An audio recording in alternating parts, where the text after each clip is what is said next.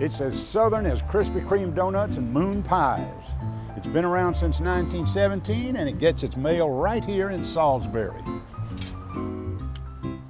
It's that fizzy, ruby red elixir known as Cheerwine.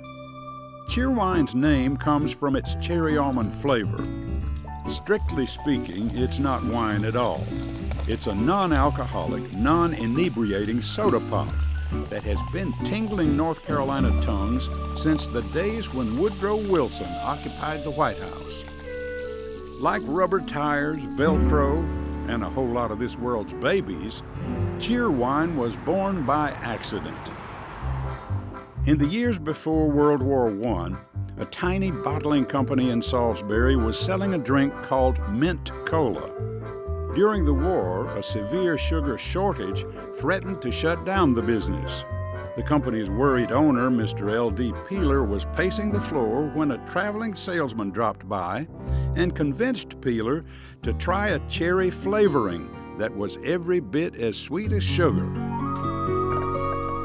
Sure enough, the result was a drink that offered a tasty alternative to cola.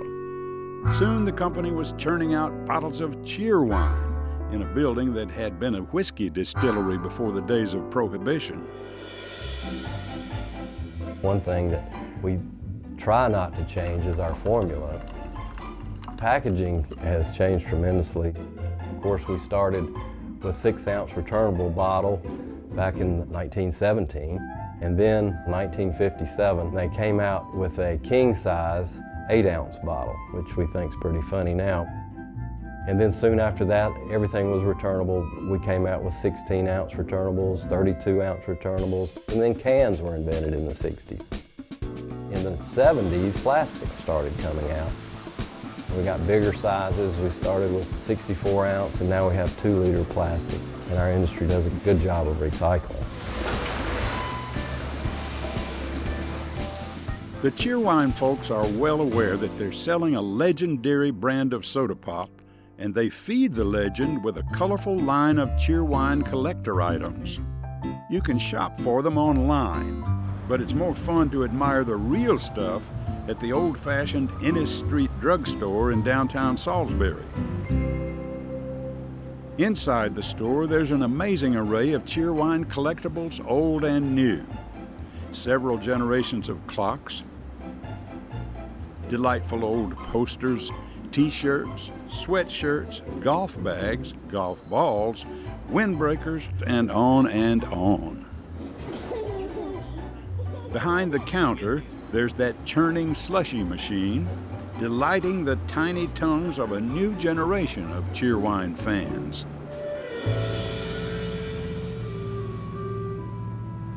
Across town at Cheerwine headquarters, the magic begins in a locked, windowless room where trusted employees follow a secret family formula to create the syrupy Cheerwine base.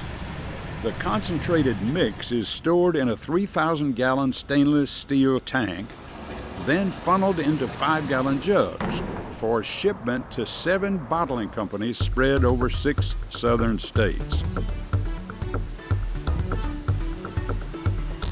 Each jug holds enough base concentrate to make 30,000 12-ounce servings of Cheerwine.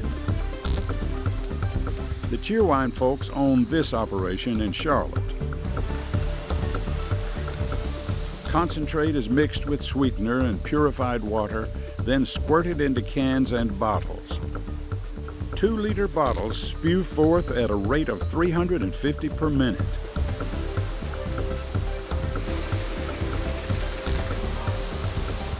Cheerwine cans are filled at a rate of 1,200 per minute.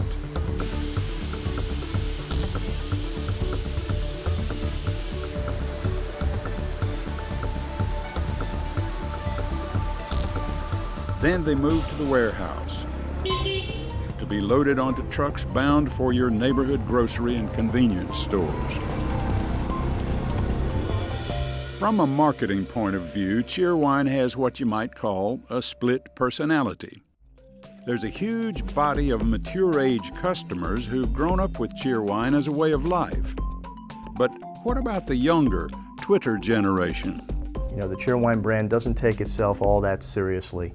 The target consumer that we're trying to reach is a young person, roughly 18 to 24. And so if a brand today wants to try to reach this target, you've got to have a presence through the internet. We've created videos that we place on our website, such as Tales from the Fridge. Hey, Cheerwine! Where Cheerwine is in the refrigerator and he's solving issues for other products that are in the refrigerator. Jelly, we're all on the same team here. Oh, see Broccoli? I think he's turning bad, man. He's just going through a rough patch, that's all. You know, we have consumers all over the country, some international consumers who will order Cheerwine because it tastes like home.